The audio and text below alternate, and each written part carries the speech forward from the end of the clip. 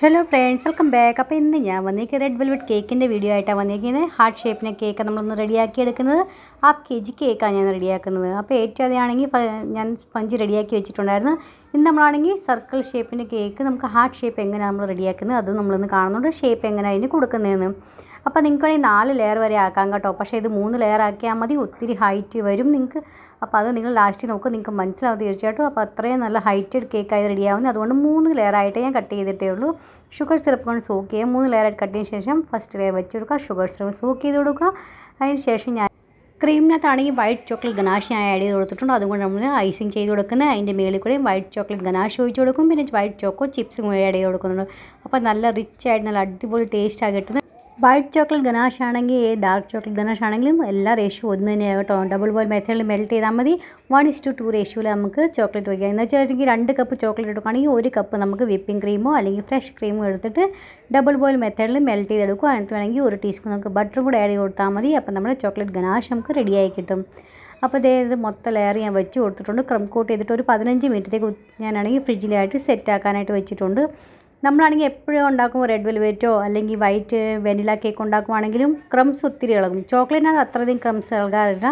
ഇങ്ങനത്തെ കേക്കൊക്കെ ഉണ്ടാക്കുമ്പോൾ ക്രംസ് അധികം ഇളകുന്നതുകൊണ്ട് കുറച്ച് നേരത്തേക്ക് ഒരു 10 മിനിറ്റേക്ക് ഫ്രിഡ്ജിൽ നിന്ന് വെക്കും കേട്ടോ. അതിന് ശേഷമേ ഉള്ളൂ ഞാനാണെങ്കിൽ ഫൈനൽ കോട്ട് ചെയ്യുന്നത്.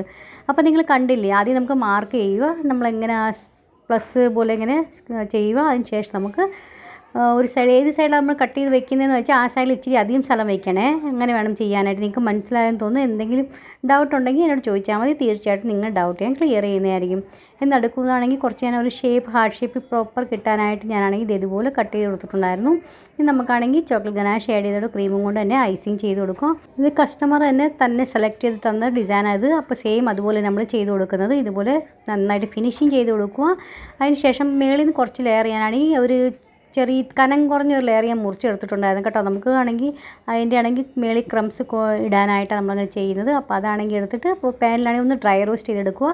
മിക്സി ഇട്ടൊന്ന് പൊടിച്ചെടുത്താൽ മതി. എന്നിട്ട് അതിന് ശേഷം നമ്മൾ മേളിൽ കൂടെ ഇതുപോലെ വെതറി കൊടുക്കുക. പിന്നെ ഓപ്പൺ സ്റ്റാർട്ട് ടിപ്പ് നോസലും കൊണ്ട് സൈഡിൽ ഇതുപോലെ ബോർഡറും ചെയ്ത് കൊടുക്കുന്നുണ്ട്.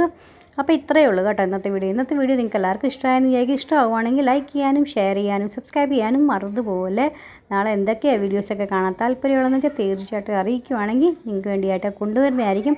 നിങ്ങൾ കണ്ടില്ലേ, 1/2 kg കേക്കാണെങ്കിൽ നല്ല ഹൈറ്റഡ് കേക്കാണ് കിട്ടിയേക്കുന്നത്. അപ്പോൾ അതാണ് ഞാൻ ആദ്യം പറഞ്ഞ 3 ലെയറായിട്ട് കട്ട് ചെയ്താൽ മതി. നല്ല ഹൈറ്റഡ് കേക്കായിട്ട് നമുക്കിത് കിട്ടും കേട്ടോ. അപ്പോൾ ഇന്നത്തെ വീഡിയോയിൽ നിങ്ങൾക്ക് ഇഷ്ടമായെന്ന് വിചാരിക്കും. ലൈക്ക് ചെയ്യാനും ഷെയർ ചെയ്യാനും സബ്സ്ക്രൈബ് ചെയ്യാനും മറന്നുപോലെ. നാളെ നല്ലൊരു അടിപൊളി വീഡിയോ ആയിട്ട് വീണ്ടും കാണാം. Bye friends.